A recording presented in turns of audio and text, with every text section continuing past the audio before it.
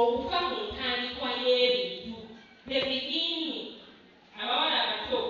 abatannafuna amaka kyansonga nnyo okufaayo ku ngeri gy'otandiseemu amakaago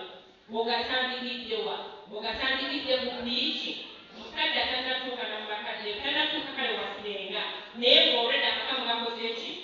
yandiseko out bwetwavudde mu outing negenda munuuye amaka negakola ki negatandika amaka ogatandisa otya abaana bwe babanga balabuse kyatandikirawa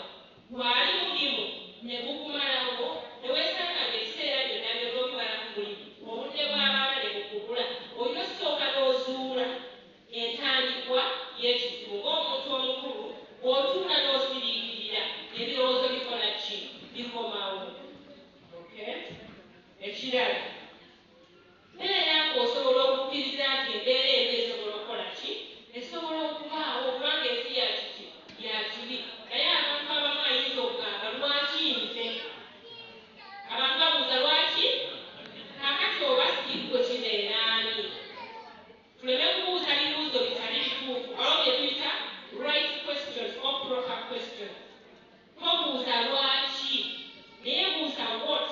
kitegeeza kati awo otuuka ku kiki ku kizibu ekizibu kiri ki kitegeeza ogenda kuhandolinga kusolovinga kizibu so si muntu abakyala tutera okukola ensobi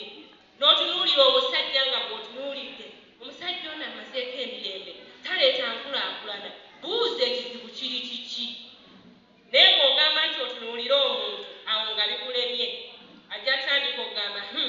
abakazi b'ennaku zino olw'okuba ng'alowooza asomyeko akati agamba nti nze kizibu sikola bulungi n'ebiringa ebyo naye gwe weebuuze ekizibu kiri ki